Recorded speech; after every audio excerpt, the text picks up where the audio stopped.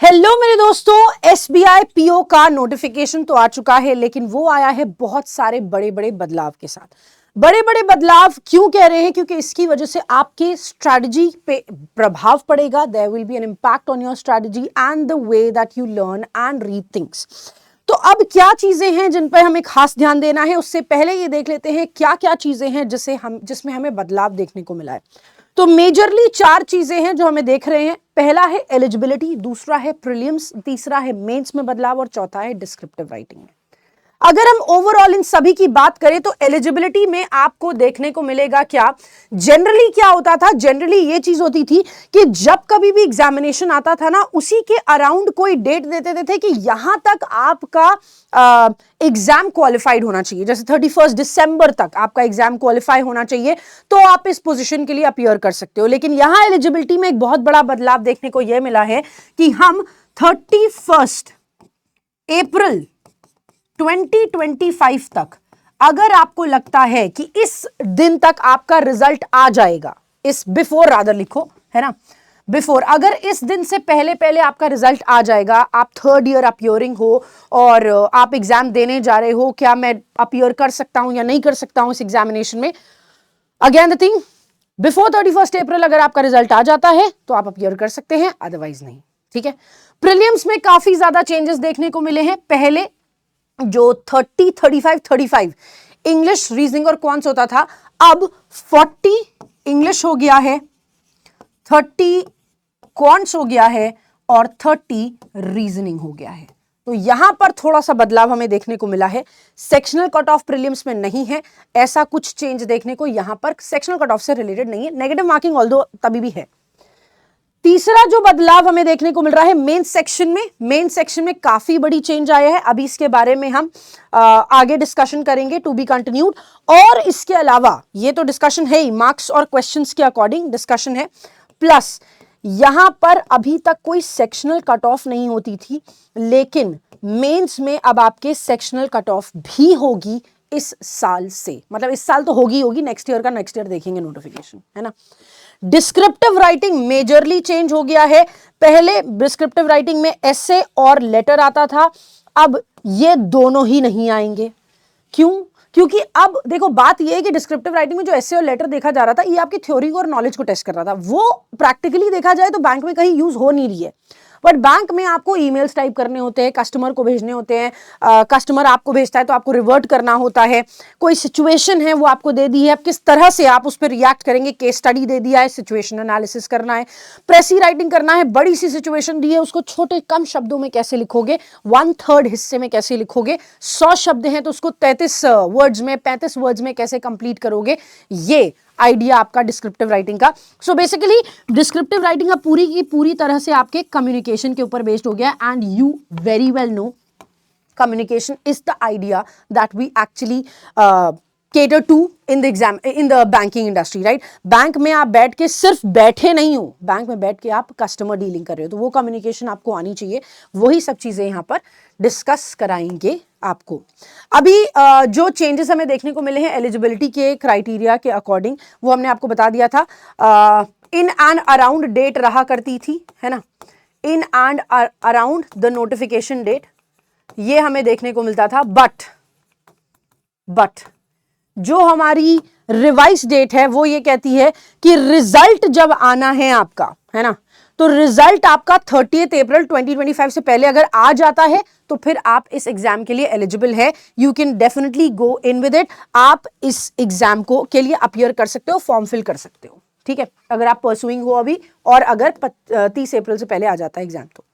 Prelims में जो changes देखने को मिले उसके बारे में बात कर ले। जो मेजरली पहले होता था वो 30, 35 होता था, इंग्लिश, क्वांट्स और रीजनिंग। अब क्या है, 40 क्वेश्चन इंग्लिश में आ गए हैं, तो बहुत बड़ा चेंज देखने को मिल रहा है। 30 से सीधा 40 क्वेश्चन हो गए, 10 क्वेश्चन बढ़ गया है, नंबर अगेन 40 हो गए। तो आप देख रहे हो 60% वेटेज क्वांट्स और रीजनिंग का है, 40% पूरा का पूरा वेटेज आपके इंग्लिश का हो गया है, ठीक है। तो ये एक ऐसी चीज है जो आपको बना भी सकती है, बिगाड़ भी सकती है, ठीक। ऑल्दो सेक्शनल कट ऑफ है नहीं, लेकिन ये एक ऐसा सब्जेक्ट होगा जो आपको बहुत स्कोर कराएगा इस समय, ठीक है। उसके अलावा क्वांट और रीजनिंग, अब यहां पर नंबर मेरे हिसाब से नंबर ऑफ क्वेश्चंस कम करने का इनका ये रीजन रहा होगा क्योंकि पेपर एसबीआई जब सेट करता है तो ऐसा आलतू फालतू पेपर नहीं सेट होता, थोड़े से कॉम्प्लिकेटेड क्वेश्चंस आते हैं। जब कॉम्प्लिकेटेड क्वेश्चंस आते हैं तो उनको लगता है कि यार ये जो मैंने टाइम ड्यूरेशन दिया है इसमें इसके क्वेश्चंस तो निकल जाएंगे बट ये वाले क्वेश्चंस सॉल्व करने में थोड़ा कॉम्प्लिकेशन होगा, इसलिए क्या किया गया कि नंबर ऑफ क्वेश्चंस कम कर दिए, लेकिन लेवल वही रहेगा, लेवल के साथ छिड़खानी नहीं करी जाएगी, ठीक है। इसके अलावा बात करें जो प्रीवियस हमारे मेंस में देखा जाता था वो रीजनिंग और कंप्यूटर 40 क्वेश्चंस होते थे 50 मार्क्स के, अब 40 क्वेश्चंस है लेकिन 60 मार्क्स के। पहले डेटा एनालिसिस और इंटरप्रिटेशन आता था 30 क्वेश्चन 50 मार्क्स के, अब 30 क्वेश्चन है लेकिन 60 मार्क्स के हो गए। पहले जीए बीए आता था 50 क्वेश्चन 60 मार्क्स के, अब 60 क्वेश्चन है 50 मार्क्स के। इंग्लिश लैंग्वेज पहले 35 क्वेश्चन होते 40 मार्क्स के, अब 40 क्वेश्चन है लेकिन नंबर मिनट्स जो है वो कम कर दिए, आधे कर दिए, 20 मिनट्स का कर दिया है, ठीक है। ऑल्दो आपका नॉलेज टेस्ट थोड़ा तगड़ा होएगा यहाँ पे, ठीक है। पैराग्राफ हो सकता है थोड़ा सा लेंदी की जगह छोटा आ जाए, है ना। जैसे प्री में आपका एम्फेसिस ज्यादा इंग्लिश पे हो गया है, वहां पर ज्यादा एम्फेसिस आपका क्वांट्स और रीजनिंग पे देखने को मिल रहा है मेंस में। डिस्क्रिप्टिव राइटिंग पहले आती थी 2 क्वेश्चन एस्से और लेटर राइटिंग, 50 मार्क्स के क्वेश्चन होते थे, 30 मिनट्स आपको मिलता था। अभी भी 50 मार्क्स का ही है, 30 मिनट्स ही मिल रहा है, लेकिन डिस्क्रिप्टिव राइटिंग में अब 2 क्वेश्चन नहीं आएंगे। कितने क्वेश्चन आएंगे ये अभी हम जज नहीं कर सकते, लेकिन क्या क्या क्वेश्चन आएंगे उसको जरूर जज कर सकते हैं, अभी बताते हैं। रिवाइज्ड फॉर्म में ये देखने को मिल रहा है सेक्शनल कट ऑफ आपको अब देखने को मिलेगी मेंस के एग्जामिनेशन में, जो कि प्रीवियस नहीं थी। नेगेटिव मार्किंग अभी भी है प्रीलिम्स और मेंस दोनों में।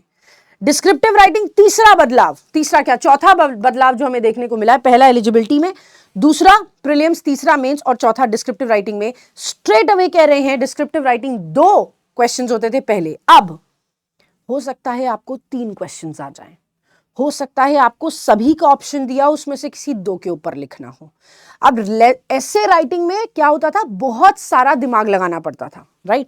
बट यहां पर क्योंकि टाइम उतना ही है, 30 मिनट्स ही है, तो हम एक्सपेक्ट कर सकते हैं, देखो ईमेल्स और रिपोर्ट्स में ना बहुत ज्यादा समय नहीं लगता लिखने में, वो हम तरीके भी आपको बताएंगे किस तरह से लिखना है, क्या ईमेल में होना चाहिए, क्या नहीं होना चाहिए, कौन से वर्ड्स ऐड होने चाहिए, कौन से वर्ड्स नहीं ऐड होने चाहिए।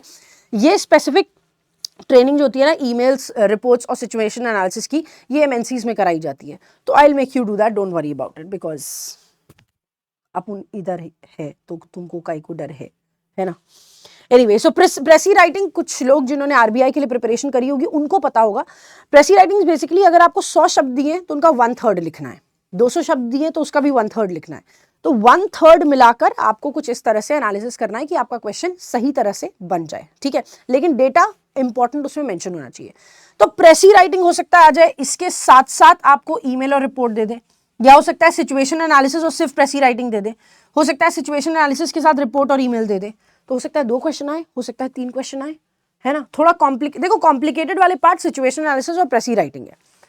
ईमेल्स और रिपोर्ट्स लिखना बहुत ज्यादा डिफिकल्ट नहीं है, it's completely fine, you will be able to do it, don't worry. I will tell you the ways how to write, what not to write, ये सारी चीजें हम आपको बताएंगे, ठीक है। चलिए, तो ये तो हमारी बात हो गई। अब जो हमारा फेज 3 होता है, phase 3 is basically what, this is group discussion और इंटरव्यू। वो 20 मार्क्स और 30 मार्क्स वैसे ही है, इसमें कोई बदलाव नहीं देखने को मिला है, दिस इज एब्सोल्युटली फाइन, इसमें कुछ भी चेंज नहीं आया है।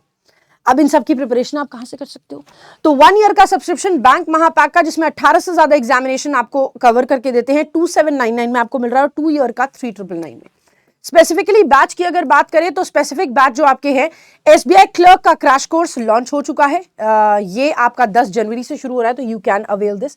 मिशन एसबीआई पीओ, ये अभी कंप्लीट बैच हम लोग लॉन्च कर रहे हैं, तो ये अभी इसकी क्लासेस स्टार्ट नहीं हुई इन दोनों की, तो you can definitely avail this. Achievers 4.0 batch SBI PO का है, और आरबीआई ग्रेड बी के लिए भी आपके पास अलग से बैच है।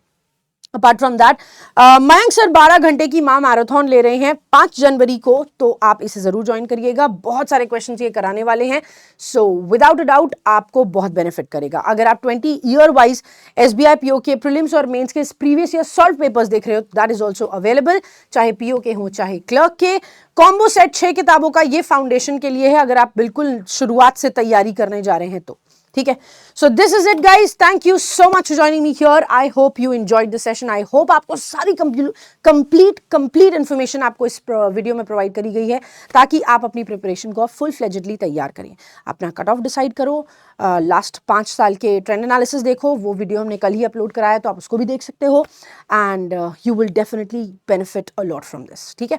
अपना टारगेट सेट करिए, कट ऑफ सेट करिए and start working for it. Okay. Thank you so much. All the very best. Bye-bye. Take care, guys.